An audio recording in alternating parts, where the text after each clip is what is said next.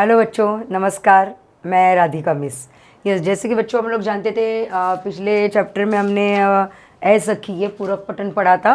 और इस बार हम लोग डॉक्टर का अपहरण, डॉक्टर हरिकृष्ण देवसरे, इन्होंने ये एक उनके मन की कहानी है, कोई असल कहानी नहीं, पर हाँ आने वाले भविष्य में ये कहानी हो सकती है। तो बहुत ही ज़्यादा इंटरेस्टिंग ऐसा चैप्टर है कि किस वजह से डॉक्टर भटनागर को कौन लेके जाता है, कोई अपहरण करता है, तो उसका क्या एक रीज़न था कि उन्होंने अपहरण किया डॉक्टर का। तो वेरी इंटरेस्टिंग। और जैसे बोलते हैं ना कि आप लोग दादा दादी नाना नानी से बोलते कि कहानी सुनाओ कहानी सुनाओ, तो वो जैसे मज़ा आती है कहानी सुनने के लिए, वैसे ही ये कहानी भी आपको मज़ा आएगी बच्चों। डॉक्टर का अपहरण, अपहरण मतलब किडनैप करना। डॉक्टर हरिकृष्ण देवसरे इसके लेखक है। और अबाउट जो अपने पाठक के लेखक है उनका परिचय। जन्म 9 मार्च 1938, मृत्यु 14 नवंबर 2013, इंदिरापुरम, गाजियाबाद, उत्तर प्रदेश। परिचय। हरिकृष्ण देवसरे जी हिंदी के प्रतिष्ठित बाल साहित्यकार थे। उनकी बाल रचनाएं परंपरा का अन्वेषण करती, बच्चों की जिज्ञासा और उभारने वाली तथा उनकी कल्पनाओं में नूतन रंग भरने वाली है। जैसे कि मैंने कहा कि ये स्टोरी के जैसा है, जैसे हम लोग अपने बड़ों से स्टोरी सीखते हैं, तो वैसे ही वो हर एक बात, अभी इम्पोर्टेंट बात, अगर मैं आपको इसमें मॉरल ऑफ द स्टोरी अगर बता दूँ तो आप इतना रुचि से हो और इतना चाव से आप सुनेंगे नहीं, और मे भी आप निगलेक्ट कर दोगे। वही अगर कहानी के माध्यम से आपके सामने प्रस्तुत किया जाए तो वो आपको रोचक भी लगेगी और उसमें से आपको सीख भी मिल सकती है। खेल बच्चे का, आओ चांद के देश चले, मंगल ग्रह में राजू, उड़ की तश्तरिया, गिरना स्काई लैब का, दूसरे ग्रहों के गुप्तचर आदि वैज्ञानिक बाल उपन्यास। देखिए उनके जो कृतियों के नाम भी है वो कितने मज़ेदार है। विज्ञान कथा, विज्ञान कथा देखिए उनकी अबाउट दिस चैप्टर, जीवन की किसी घटना का रोचक प्रवाही वर्णन कहानी है। डॉक्टर का अपहरण एक विज्ञान कथा है। प्रस्तुत कथा के माध्यम से देवसरे जी ने उद्योगों के अंधाधुंध विकास, मशीनों की बढ़ती संख्या, फैलते प्रदूषण, बढ़ती बीमारियां, जलवायु परिवर्तन के कुप्रभावों के प्रति हमें जागरूक किया है। यस, तो ये सब मैं भी बोलूँगी कि बस बच्चों ये आपको नहीं करना है। तो यहाँ पे कितने बच्चे हैं जो सीरियसली लेंगे? नहीं। अब ये कहानी के माध्यम से अगर मैं आपको समझाऊंगी तो एटलीस्ट 5% बच्चे तो उस साल मतलब प्रदूषण नहीं फैलाएंगे, या तो जो खुद गंदा नहीं करेंगे, कूड़ादान नहीं फैलाएंगे। हम लोग क्या कर सकते हैं? अब बोले हम तो बच्चे हैं मिस 9th स्टैंडर्ड के, क्या कर सकते हैं? जो आप चॉकलेट खाते हैं या कुछ भी चीज़ जो रैपर वाली, जो कागज़ वाली हो, कुछ भी हो, कागज़ वाली ओके, एक बार ऐसा तो नहीं फेंकना चाहिए, बट एक बार वो अगर आपने फैला दी या फेंकी तो वो कंपोस्ट भी हो जाती है, उसमें कुछ प्रॉब्लम नहीं होता है। बट अगर आप दूसरी प्लास्टिक वगैरह आप जानते हो, इसको कंपोस्ट होने में बहुत बहुत साल लगते हैं, या रादर हुए तो ज़्यादा, अगर मोटी प्लास्टिक हो तो वो होती नहीं है, ये आपको नए से बताने की ज़रूरत नहीं है। तो यही बात हमारे आज डॉक्टर साहब जो है लेखक है बहुत अच्छे ढंग से यहाँ पे बताए हैं। देखिए कुछ महीनों पहले अपने डॉक्टर भटनागर के अचानक लापता हो जाने का समाचार पड़ा होगा, लेकिन उसके बाद फिर उनके बारे में कुछ भी पता न चला। हुआ यह था कि एक रात को लगभग 2 बजे उनके घर की कॉल बेल बज उठी। आदत के अनुसार डॉक्टर भटनागर उठ गए। उनकी पत्नी जागकर भी बिस्तर पर ही पड़ी रही, क्योंकि वह जानती थी कि ऐसा तो रोज़ ही होता है। जब भी कोई मरीज़ सीरियस होता है तो अस्पताल चौकीदार उनसे उठाने आ जाता है। अगर किसी को उन्हें घर बुलाकर ले जाना होता तो वह भी आकर उन्हें जगा देता। एक्चुअली डॉक्टरों का काम ही होता है बच्चों कि अगर रात दिन रात कभी भी पेशेंट अगर उनकी ज़रूरत हो तो उनको 24 आवर्स अपनी ड्यूटी वहाँ पे देनी पड़ती है। तो जो अपने भटनागर डॉक्टर थे उनके लिए कुछ अलग नहीं था रूल, तो वो भी जब भी जी चाहते, जब लोगों को सीरियस हो जाते थे उनके घर तक वो चले जाते थे। डॉक्टर भटनागर मरीजों की सेवा करना अपना परम कर्तव्य समझते थे। कर्तव्य मीन्स ड्यूटी, इसलिए वह इसका बुरा न मानते, बल्कि सहर्षत चले जाते, मतलब अपने आप खुशी से वो चले जाते थे। कोई उन्हें फीस दे या न दे इसकी उन्हें कभी चिंता न थी। उस रात भी वह उठे और गाउन पहने ही दवाइयों का बैग उठाकर चले गए। गाउन पहने मतलब आप देखोगे कि नाइट ड्रेस रहता है, आपने हिंदी मूवीज़ में देखा होगा, उसके ऊपर ऐसा एक जैकेट के जैसा होता है जो थोड़ा सा फ्लोरल जैसा होता है, वो थोड़ा सा बड़ा होता है, वो गाउन। तो बच्चों को मतलब गाउन तो क्या होता है, तो उनके नाइट ड्रेस पर पहना हुआ एक समथिंग एक जैकेट रहता है, तो वो पहने नहीं और दवाइयों का बोतल, जो दवाई का बैग है, बोतल्स वगैरह जिसमें रखते वो उठाकर चल दिए। आम तौर से होता यह था कि वह 1-2 घंटे में लौट आते थे या फिर सवेरा होते होते तो अवश्य ही आ जाते थे, क्योंकि उन्हें अस्पताल समय से पहुंचने की आदत थी। किंतु इस दिन जब देर सुबह तक डॉक्टर भटनागर नहीं लौटे, तब उनकी पत्नी चिंतित हुई। पहले सोचा कि शायद मरीज की हालत गंभीर होगी, इसलिए देर लग गई होगी। फिर यह भी सोचा कि हो सकता है आज सीधे अस्पताल चले जाए। उनके पत्नी ने अलग अलग अपने आप से कुछ उन्होंने अपने आप को समझाया कि चलो शायद सीरियस होगा कंडीशन, तो इसलिए डॉक्टर साहब रुक गए। तो उनका एक मन ऐसे भी किया को नहीं, डायरेक्टली वहाँ से वो अस्पताल गए होंगे, क्योंकि यहाँ से लेट हो गया तो वहाँ से वो डायरेक्टली अस्पताल भी चले होंगे। लेकिन जब मरीज़ उन्हें घर पर पूछने के लिए आने लगे, तब उनकी हैरानी बढ़ गई। उन्होंने मित्रों तथा कुछ अन्य संबंधियों को फ़ोन किया और डॉक्टर साहब के बारे में पूछताछ की, किंतु कोई जानकारी न मिली। तो उन्होंने उनके फ्रेंड्स को पूछा, लोग घर तक आने लगे मिलने के लिए, लेकिन उनका कोई पता नहीं था। कुछ देर के लिए वह यही मान बैठी कि शायद वे किसी दूर के गांव में गए हो और किसी कारण से जल्दी वापस न आ पाए हो। उन्होंने अपने आप को तसल्ली दे दिया, शायद आउट ऑफ टाउन गए होंगे, उनके गांव से दूर गए होंगे जहाँ पे फ़ोन नहीं लगता होगा। ओके, छोड़, उन्होंने थोड़ा सा टेंशन अपने आप को थोड़ा सा सहला लिया, अपने आप को थोड़ा सा उन्होंने थोड़ा सा ये दिया, सेटिस्फिकेशन दिया। शाम तक भी जब डॉक्टर भटनागर नहीं लौटे, तब उन्होंने पुलिस स्टेशन को फ़ोन किया। डॉक्टर भटनागर का इस तरह गायब हो जाना पुलिस के लिए भी हैरानी का कारण बन गया। चारों ओर खोज शुरू हुई, वायरलेस से संदेश भेज दिए गए। डॉक्टर भटनागर के गायब होने का समाचार बिजली की तरह शहर भर में फैल गया। तो उनकी पत्नी खोज के लिए केवल इतना ही सूत्र दे सकी कि डॉक्टर साहब अपनी कार में नहीं गए, उन्हें लेने कोई गाड़ी आई थी, जिसके बड़े पहियों के निशान उन्होंने सवेरे घर के बाहर सड़क और फुटपाथ पर देखे थे। तो जो गाड़ी थी, तो उनके जो टायर के जो व्हील्स के जो निशान थे वो बड़े थे, बस इतना ही बता सकी। और डॉक्टर साहब की गाड़ी अपने घर पे थी।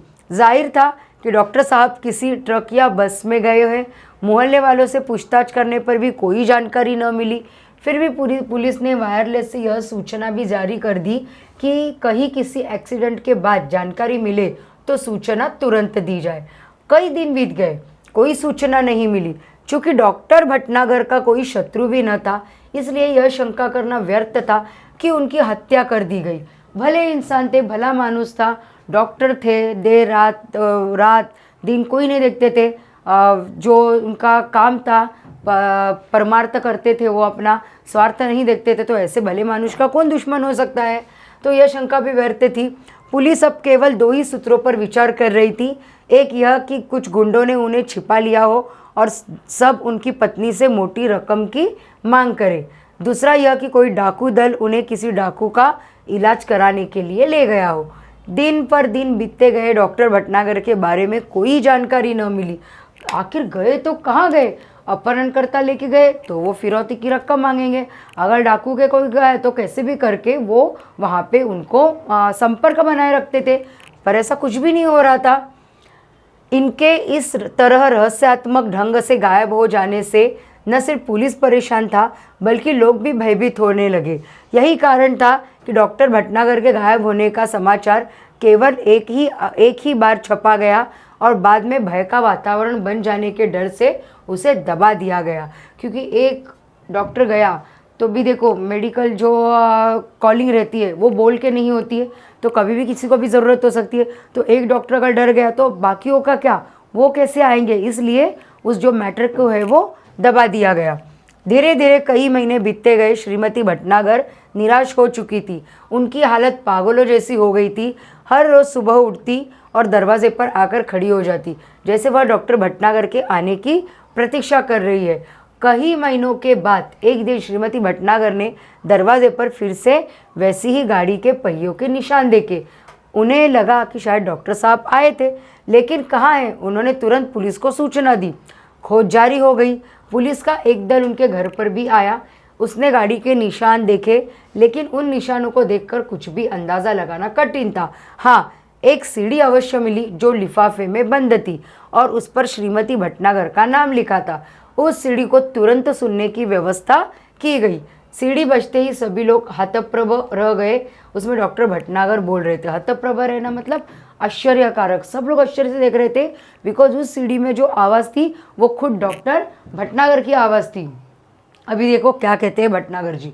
तुम सब लोग मेरे लिए परेशान होंगे, शायद अब मरा हुआ समझ लिया हो, लेकिन मैं जिंदा हूँ और बिल्कुल ठीक हूँ।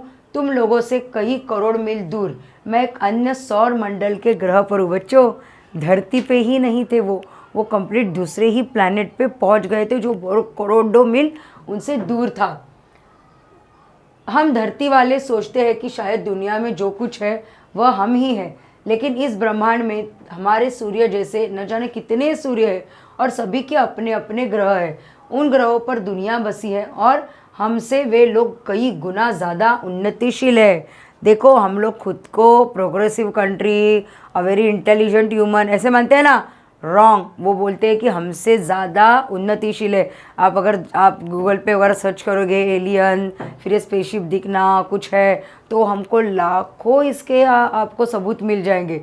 बट जब तक हम लोग अपनी आंखों से नहीं देखते तब तक हम लोग विश्वास नहीं कर सकते। लेटेस्ट भी कुछ मंगल पर कुछ दरवाजे जैसा कुछ दिखा था, फिर वापस से वो मीडिया पर बहुत ज़्यादा ट्रेंड हो बन गया कि एक दरवाजे के जैसा मंगल ग्रह पे दिखा था कुछ। अभी आगे, लेकिन हाँ, उन ग्रहों पर दुनिया बसी है और ज़्यादा उन्नतशील है। मुझे यहाँ आकर अपने परिवार, मित्रों, देश और पृथ्वी से दूर का दुख तो बहुत ही ज़्यादा है, लेकिन इस बात की खुशी है कि मेरा यह भ्रम जाता रहा कि दुनिया में सिर्फ हम ही है। मुझे उम्मीद है कि पृथ्वी के लोग मेरी इस बात से सबक लेंगे। हाँ, तो पहले सुनो वह कहानी कि मैं कैसे आया। अमेरिका में हुए मेरे सम्मान और मेरे ज्ञान के बारे में इस ग्रह के लोगों ने गुप्त रीति से सूचना इकट्ठा की थी। ये तभी से मेरा अपहरण करने की योजना बना रहे थे। इस रात को, मतलब उस रात को जब मैं बाहर आया तो एक आदमी ने मुझे बाहर खड़ी सवारी पर चलने का इशारा किया। मैं अपने सहज भाव से आगे बढ़ा, लेकिन उस विचित्र यान को देखकर चौंक पड़ा।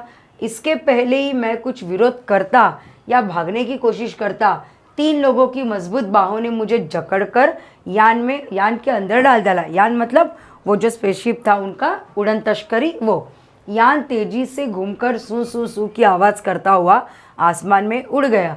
घबराहट के कारण मैं बेहोश हो गया था और जब मुझे होश आया तो यान इस ग्रह पर पहुंच चुका था। मुझे एक विशेष किस्म का प्लास्टिक सूट पहनाया गया था कि मैं ग्रह के वातावरण के अनुकूल रह सकूं, पैरेलल एटमॉस्फेयर में उसको सहन कर सकूं। तब चूँकि मुझे यहाँ आए हुए काफ़ी समय हो गया, मैं यहाँ से भागने की कोशिश भी नहीं कर सकता था, इसलिए मुझे आप सब लोगों के लिए यह संदेश रिकॉर्ड करने भेजने की अनुमति दी गई। इस ग्रह का नाम बड़ा विचित्र सा है। यहाँ के लोग विज्ञान में बहुत आगे बढ़ गए हैं। इनके पास ऐसे यान हैं कि एक सौर मंडल से दूसरे सौर मंडल तक आसानी से जा सकते हैं, जिसको हमको बहुत टाइम लगता है जाने के लिए, ये लोग इजीली मूव कर सकते हैं। देखो कितनी ज़्यादा प्रोग्रेसिव किया उन्होंने। ये इमेजिनरी स्टोरी है, बट एक्चुअली ऐसा हो भी सकता है या होगा भी। ओके, यहाँ भी लोगों ने रहने के लिए घर बना रखे हैं, कारखाने हैं, बाज़ार है, बस्तियाँ है, मोटरें हैं, सभी कुछ है, लेकिन हमसे बिल्कुल भिन्न है। इनके अपने वैज्ञानिक सिद्धांत है। इन्हें कई सौर मंडलों और उनके ग्रहों के बारे में जानकारी है। हमारा सौर मंडल इनके सबसे निकट है, इसलिए इन्होंने आसानी से मेरा अपहरण कर लिया है। मेरे अपहरण का कारण जानने से पहले यह जान ले कि यह लोग चिकित्सा शास्त्र में बहुत पिछड़े हुए हैं। चिकित्सा शास्त्र मतलब ऑपरेशंस, जो ऑपरेशन करते हैं उसमें बहुत पीछे है ये लोग। यह एक ऐसा ग्रह है जहाँ विज्ञान अपनी चरम सीमा को पहुँच चुका है। यहाँ के आदमी अब आदमी नहीं मशीन हो गए हैं। यहाँ का सारा काम मशीनों से होता है और इसका नतीजा यह हुआ है कि धीरे धीरे आदमी का महत्व कम होता गया। अब इस पूरे ग्रह में मशीनों से ज़्यादा मशीनें हैं और आदमी कम है। जो लोग हैं वे मशीनों के गुलाम हैं। दूसरी ओर यहाँ के लोगों का एक विचित्र तरह का सडन रोग होने लगा है। देखो ऑब्वियसली मशीन्स यूज कर रहे, जैसे हम लोग लैपटॉप पे बैठे, अभी 2 साल से तो कोरोना की वजह से कितने ज़्यादा डिसीज़ हुए पता है। आँखों के बीमार हो गए लोग, कान की बात नहीं सुन सकते अच्छे से। फिर बाद में बहुत ज़्यादा अग्रेसिव हो गए बच्चे लोग मोबाइल गेम्स की वजह से। बैक पेन होता है, मसल पेन्स होते हैं, फिर बाद में स्ट्रेस होते लगता है, जो 12-12 13-13 घंटे लैपटॉप पे बैठे बहुत ज़्यादा। मतलब मशीन इजी तो है, बट जो हमारे लिए मशीन बनाई, हम मशीन के लिए नहीं बने हैं। तो वो मशीन है तो वो अपना काम करेगी, वो निर्जीव है, उसको कुछ नहीं फ़र्क पड़ेगा। लेकिन हम तो सजीव है। तो यहाँ पे लोगों ने कुछ उसका सिद्धांत समझा नहीं, तो उनमें सड़न रोग चालू हो गया। शरीर का कोई अंग अचानक सड़ना शुरू हो जाता है और फिर वह आदमी मर जाता है। इस रोग का इलाज इन्हें अब तक नहीं मालूम हो सका है, लेकिन इस रोग का कारण में मशीन ही है जो उन्हें नाकारा बनाए हुए है। यहाँ के वैज्ञानिकों ने मेरे बारे में सुना, उन्होंने सोचा कि क्यों ना मुझे यहाँ बुलाया जाए। तब कोई ऐसी तरकीब सोची जाए कि सड़ा हुआ अंग काटकर उसके स्थान पर दूसरा अंग लगा दिया जाए। बस इसी के कारण मेरा अपहरण हुआ है। आज मैं यहाँ बैठकर सोच रहा हूँ कि हमारी पृथ्वी पर भी विज्ञान तेजी से उन्नति कर रहा है। उद्योगों के विकास से मशीनों की संख्या बढ़ रही है। मशीनों और कारखानों से वातावरण दूषित हो रहा है, ऑब्वियसली पोल्यूशन हो रहा है, बहुत ज़्यादा पोल्यूटेड हुआ है हमारा शहर। वह सब अगर जारी रहा, ज़्यादा मात्रा में हुआ, तो पृथ्वी पर भी ऐसे ही दिन आने में देर नहीं लगेगी। आज भी पृथ्वी पर कैंसर, दिल की बीमारी, तनाव के कारण होने वाली बीमारी, ब्लड शुगर आदि से भविष्य का संकेत है। इस ग्रह के लोग इन सभी मुसीबतों से गुजर चुके हैं, लेकिन इन पर ध्यान नहीं दिए। देखो कैंसर नॉर्मल बात है, 10 की गणना में एक को कैंसर है। दिल की बीमारी भी वैसे ही सेम है। फिर बाद में ब्लड शुगर, छोटे छोटे बच्चों को भी ब्लड शुगर की प्रॉब्लम है और बीपी की प्रॉब्लम है। यहाँ पे मतलब हम बोलते हैं कि अरे वातावरण ख़राब है, या तो हम लोग जिस एरिया में रहते हैं वहाँ पे सब गंदा है, ये वो बहुत सारे रीज़न दिए जाते हैं। बट ऐसे क्यों नहीं सोचते कि ये गंभीर परिणाम आगे आगे जाके बहुत विचित्र और बहुत भयानक रूप ले सकता है। आज इनके साथ, कल हमारे साथ। ये अभी तक हमें उतनी सोच नहीं है, ध्यान नहीं देते हम लोग। अब स्थिति यह है कि अगर तुरंत कोई उपाय न किया गया तो शायद यहाँ से इंसानों का नामो निशान मिट जाएगा। बस यहाँ होगी ऊंची इमारतें, बड़े बड़े कारखाने, चिमनियाँ और दैत्याकार मशीनें। दैत्याकार मतलब मॉन्स्टर्स, लाइक अ मॉन्स्टर्स। आप सोच रहे होंगे कि जो देश विज्ञान में इतना आगे बढ़ चुका है वह चिकित्सा शास्त्र में इतना पीछे कैसे रह गया। तो आप सोचोगे कि इतने मशीन बनाए, सब इतने बड़े बनाए मिस, तो इन्होंने ऑपरेशंस वगैरह की मशीन्स क्यों नहीं बनाए, ये इतना क्यों पिछड़े हुए हैं। इसका कारण यह है कि यह मानव निवासियों का शरीर बहुत मजबूत होता है। तो यहाँ पे जो मानव है उनका शरीर मजबूत है, उसकी ऊपरी चमड़ी मोटे प्लास्टिक जैसे पदार्थ की बनी होती है। इस पर हवा, पानी या मिट्टी का कोई असर नहीं होता है। हम पर होता है ना, थोड़ी भी हवा लगती है तो ठंडी बजती है, पानी तो वैसे भी चेंज हो गया तो हम लोगों की हालत ख़राब होती है, और मिट्टी भी वैसी ही है। यहाँ जब ये बच्चे रहते हैं तब अवश्य यही चमड़ी नरम रहती है, लेकिन बाद में धीरे धीरे वह सख्त हो जाती है। यह सब यहाँ की जलवायु का प्रभाव है। तो उनकी ये मोटी चमड़ी होने के पीछे का कारण उनका जल और यहाँ की वायु है, मतलब उनके ग्रह की वायु है। यहाँ लोग बीमार ही नहीं पड़ते, इसलिए इन्हें चिकित्सा की ज़रूरत ही नहीं पड़ती है। और जब किसी चीज़ की ज़रूरत न हो तो भला उसके बारे में कोई कैसे सोच सकता है। इसी कारण से ये लोग चिकित्सा शास्त्र में पीछे रह गए, किंतु अब इन पर मुसीबत आ गई है। मैंने सड़न रोग का अध्ययन कर लिया है और इनके शरीर की बनावट का भी, किंतु समस्या यह है कि पृथ्वी के चिकित्सा सिद्धांतों को यहाँ लागू नहीं किया जा सकता है। फिर भी कोशिश कर रहा हूँ। इस घातक रोग के इलाज के लिए दवा बनाना है। अंग प्रत्यारोपण मतलब जो बॉडी पार्ट्स है वो चेंज करना, एक्सप्लांट जो बोलते हैं, तो एक्सचेंज करना। तो इसके लिए दवाएं तथा आवश्यक साज सामान बनवाया है। ये काम अकेले मेरे लिए कर पाना संभव नहीं है। मेरा छुटकारा भी यहाँ से तभी होगा जब इन्हें इस मुसीबत से बचने का रास्ता बना सकूं। इसलिए अब ये लोग योजना बना रहे हैं कि मेरी सहायता के लिए पृथ्वी से कुछ और वैज्ञानिक और डॉक्टरों को लाया जाए। मैं उनकी बात से सहमत नहीं हूँ। मैं तो चाहता हूँ कि ये लोग स्वयं ही सारी बातें सीखें ले और अपना इलाज अपने आप करें, किंतु इसके लिए ये अभी तैयार नहीं है। यही कारण है कि अब यह बात गुप्त रखी जा रही है कि पृथ्वी से कब और कितने डॉक्टर और वैज्ञानिकों का अपहरण करने इन्हें यहाँ लाया जाएगा। जो भी हो, अब अगर मैं सही सलामत पृथ्वी पर आना चाहूँ तो इनकी इच्छा के अनुसार ही आ सकता हूँ, इसलिए इनसे विरोध मोल लेना ठीक ना होगा। फिलहाल यह कहना कठिन है कि मैं कब आ सकूँगा। आप लोग घबराए नहीं, मुझे यहाँ कोई कष्ट नहीं है। बस मेरे आने तक आप यही समझिए कि मैं इस समय विदेश यात्रा पर हूँ। डॉक्टर भटनागर के इस रिकॉर्ड किए संदेश को सुनकर सभी चकित थे। कितना बड़ा रहस्योद्घाटन भी हुआ था आज के लिए और भविष्य के लिए भी। तो इससे क्या सीख मिली है? तो जितना ज़्यादा हम लोग मशीन पर ये प्रोग्रेस की कंट्री तो है, हम लोग तो विकास करते रहेंगे, और विकास करते करते अगर हमने आपका खुद का ख्याल नहीं रखा, प्रदूषण ऐसे ही चलने दिया, तो इस सौरमंडल, इस जो यहाँ का जो ग्रह का हालत हुआ है, वैसे ही हालत हमारा भविष्य में होगा बच्चों। तो देखिए, जिसका लापता, जिसका पता न लगे, हतप्रभ रहना, स्तब्ध रहना, शौक होना, नामो निशान मिट जाना, अस्तित्व समाप्त होना। अब इसके क्वेश्चन आंसर्स मैं यहाँ पे लिख के देती हूँ और तब तक आप यहाँ पे नोट डाउन कीजिए। देखिए बच्चों, यहाँ पे प्रश्न है, सौरमंडल के अन्य ग्रह पर बसे लोगों के चिकित्सा शास्त्र में पिछड़े रहने के कारणों की सूची तैयार कीजिए। तो शरीर बहुत मजबूत होता और उनकी ऊपरी चमड़ी मोटे प्लास्टिक जैसे पदार्थ की बनी होती है और बीमार नहीं पड़ते हैं, इसलिए वह चिकित्सा शास्त्र में पीछे रहते। ओके, और स्वास्थ्य की समस्या के जो विषय पर चर्चा लिखिए, ये मेरे वीडियो के बाद आपको मिल जाएगा। और ये बच्चों कारक है, ये भाषा मतलब व्याकरण का पार्ट है ये। तो जब मैं कारक पढ़ाऊँगी तब ये मैं आपको पढ़ाऊँगी, जैसे इसमें कारक ने, पर, को, से, ये उसके ना, फिर आप नाम क्या है, कारक के नाम क्या है, ये सबको आपको मैं यहाँ पे दूंगी जब मैं ग्रामर पढ़ाऊँगी।